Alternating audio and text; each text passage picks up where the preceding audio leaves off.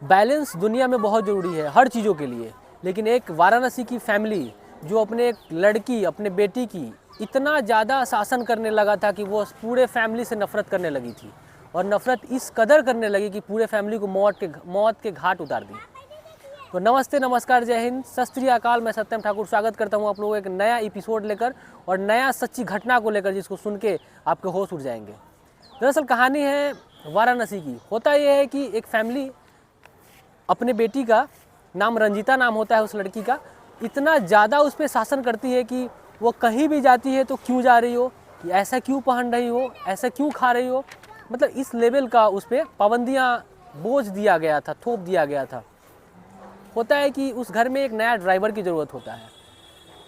उनका जो प्यून होता है वो एक ड्राइवर को भेजता है। ड्राइवर आता है और ड्राइवर खासकर इस लड़की रंजीता को कॉलेज छोड़ने के लिए ही आता है, उसी के लिए रखा जाता है।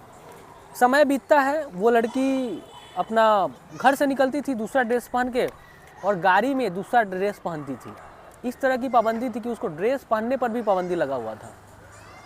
होता यह है कि धीरे धीरे घर की बात सुन सुनकर वो लड़की पक जाती थी और अंततः घर में खाना भी नहीं खाती थी। लेकिन वो ड्राइवर का एज मुश्किल से 30 साल का रहा होगा, 30-32 साल का रहा होगा, और लड़की भी 22-23 साल की थी।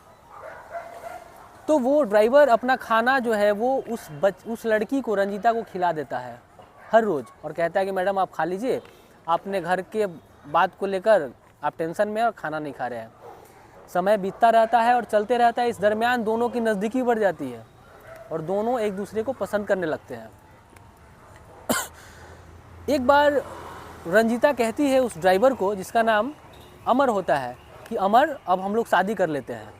अमर कहता है कि देखिए मैडम, हम आपसे कैसे शादी कर सकते हैं, हम तो आपके यहाँ एक ड्राइवर है, और एक ड्राइवर एक मालकिन से शादी कैसे कर सकता है। ना हम आपके लायक हैं, ना मेरे पास कोई बैंक बैलेंस है, ना हम सक्सेसफुल हैं, और घर वाले भी नहीं मानेंगे। इसलिए आप अपना लाइफ में आगे बढ़िए और जो हो रहा है उसको चलने दीजिए। लेकिन रंजीता नहीं मानती है, क्योंकि रंजीता मन ही मन उससे प्यार कर बैठती है। मामला यही होता है। अब रंजीता एक प्लान बनाती है और आकर इसको अमर को बताती है कि देखो तुम्हारे पास पैसा नहीं है, लेकिन इसका व्यवस्था हो सकता है। वो अपने घर में चुपके से जाती है। चुपके से जाकर क्या करती है कि वो अपने पिता के तिजोरी से लगभग 5 लाख रुपए निकाल कर और बताती है कि हम पैसा लेकर हम खिड़की के सामने, तुम खड़े रहना, टाइम बताती है, उस टाइम पे तुम खड़े रहना, और उसी समय हम क्या करेंगे कि तुमको पैसा खिड़की से फेंक देंगे और तुम लेकर चले जाना। जब रंजीता पैसा लेकर जब आती है चुरा कर, तो उसका पैर जो है एक पानी का बोतल से टकराता है और उसका चाचा जगे रहते हैं।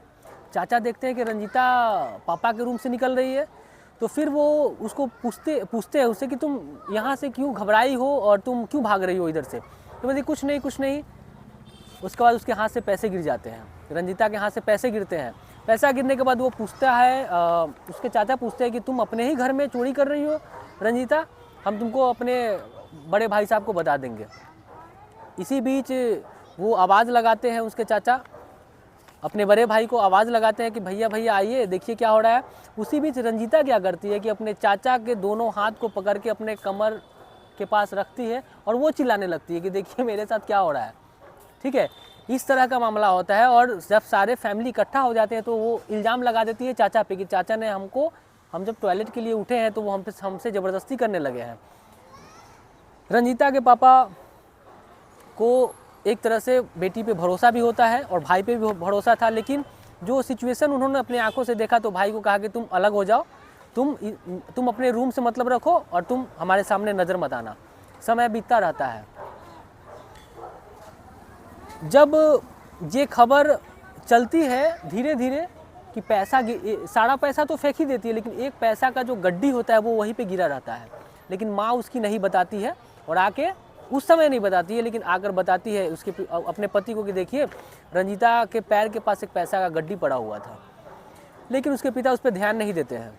ठीक है, जब एक बार फूल लेके वो ड्राइवर जो अमर होता है, जब एक बार फूल देता है वैलेंटाइन डे के समय, उस समय भी उसके रूम में वो फूल के साथ बैठी रहती है और कुछ यादें ताज़ा कर रही होती है। उसी समय उसका भाई वो फूल लेके बाहर आता है। तो उसके पिता पूछते हैं कि आज वैलेंटाइन डे है, तुमको एक ताज़ा ताज़ा गुलाब कौन दे दिया है? तो वो कहती है कि नहीं, हम खरीदे हैं। ऐसा करके टाल देती है, लेकिन उस समय भी वो बच जाती है। अब अमर का वो 5 लाख रुपए देखकर हिम्मत इतना बढ़ जाता है कि वो कहता है, अपने चाचा को बोलता है कि आप रिश्ता लेके जाइए रंजीता के पापा के पास और बताइए कि हम उनकी बेटी रंजीता से शादी करना चाहते हैं। वो जब जाते हैं तो सच्चाई सब कुछ सामने हो जाती है। अब क्या होता है कि अब रंजीता को घर से बाहर निकलना, कॉलेज जाना, सब कुछ मना हो जाता है। अब इसके बीच में घटना ये होता है कि जब सब कुछ बंद हो जाता है उसका, तो घर में एक शांति की पूजा रखी जाती है। उसके पिता काफ़ी धार्मिक होते हैं। घर में एक शांति का लिए एक पूजा होता है और पूजा में जब पंडित जी कहते हैं कि भाई प्रसाद लेके आओ, और ये खीर बना रही होती है उस समय, कौन? रंजीता खीर बना रही थी। और जब उसकी माँ आवाज़ लगाती है कि रंजीता तुम आओ प्रसाद लेकर, तो वो खीर में जहर मिला देती है और आकर और सभी लोगों को दे देती है। और प्रसाद खाने के बाद महज कुछ ही सेकेंड में उसके मम्मी पापा, उसके चाचा और उसका छोटा सा भाई, उसको भी नहीं छोड़ती है। वो सबके सब मर जाते हैं। उसके बाद वो खुद ही पुलिस को फ़ोन करती है और सारी बात को बताती है कि देखिए ऐसा ऐसा हुआ है, सारे लोग मर गए। लेकिन पुलिस जब जांच पड़ताल करती है तो उसे किचन से एक जहर का, एक पॉइज़न का डिब्बा मिलता है। तो वह जब पूछता है कि पुलिस पूछती है कि ये पॉइज़न का डिब्बा तुम्हारे घर में आया कहाँ से? तो वो क्या करती है, रंजीता घबरा जाती है। काफ़ी घबराने के बाद क्या करती है कि वो बोलती है कि अमर ने दिया था, अमर खरीद के लाता, अमर ने हमको ये जहर का डिब्बा दिया। जब उस अमर को बुलाया जाता है तब जाके सारा मामला सामने आता है कि हमने अपने फैमिली को इसलिए मारा क्योंकि मैं तंग आ गई थी घर से, और सारे लोग इस तरह से मेरे साथ ट्रीट करते थे, इस तरह से बिहेव करते थे कि हम अपने घर में ही नहीं जी पा रहे थे, इसलिए मुझे ये कदम उठाना पड़ा। तो आप घर में रहें चाहे कहीं भी रहें, आपका अपना बच्चा हो, आपका भाई हो, चाहे आपके आस पड़ोस के लोग हो, सभी से सावधानी बरतनी बहुत ज़रूरी है। तो मिलते हैं आपसे फिर नया एपिसोड के साथ। तब तक अपना ख्याल रखें, सजग रहें और सावधान रहें। धन्यवाद।